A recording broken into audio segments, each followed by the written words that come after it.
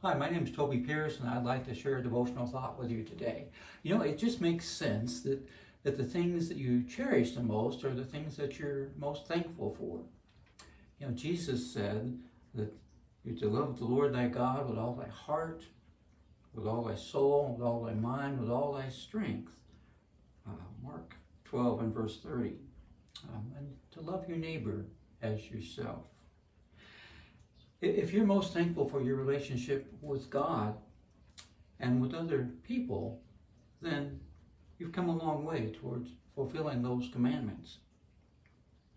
You know, there's many in the Bible who, from a thankful heart, took some action. They showed their thankfulness in what they did. We see in the book of Acts in chapter 16 and in verse 15 that from a grateful heart, that Lydia, after she was baptized, begged Paul and Silas and Timothy and Luke to stay with her at her house. There might have even been others, but at least those four from the context. But we see also in that same chapter, Acts 16 and verse 33, we see the Philippian jailer washing the stripes, the wounds of Paul and Silas when they'd been beaten with rods.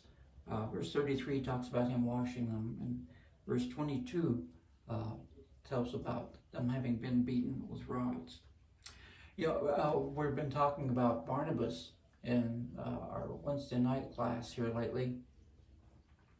Well, you know, in Acts 4 and verse 37, it talks about Barnabas selling property and bringing the money to the apostles to take care of the folks that were there in Jerusalem. And in chapter 9 and verse 27 of Acts, Barnabas brings Saul of Tarsus, to be known later as the Apostle Paul. He brings them to the apostles. With a thankful heart, had him do things that maybe he hadn't thought he might do. You know, Jesus said in Matthew 6 and 19, "Do not lay up for yourselves treasures on earth, where moth and rust destroy, and where thieves break in and steal, but lay up for yourselves treasures in heaven, where neither moth nor rust destroys, and where thieves do not break in and steal. For where your treasure is, there will your heart be also." You know, God is your heavenly Father. He's your heart's treasure in heaven already. And those you reach out to here can be treasures that you can store up in heaven. Love God and love your neighbor, and not just in your heart, but in your actions. And those things will be the things that you cherish. And those things will be the treasures that you store up in heaven. If you commit yourself to loving God and love your neighbor, how will that change your actions, the things that you do because of those relationships? How will your life be different? You know, the Philippian jailer was probably surprised to find himself washing the stripes of prisoners.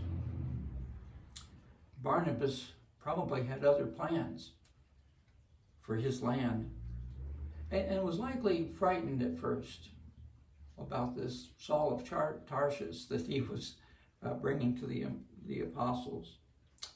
Oh, but what treasures they laid up for themselves in heaven. You know, it starts with loving God, with loving Him so much that you lay down your own life for Him.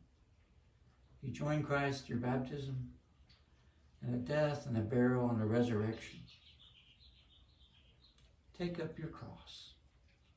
Follow Him. Show your thankfulness in your actions. I hope you have a blessed day.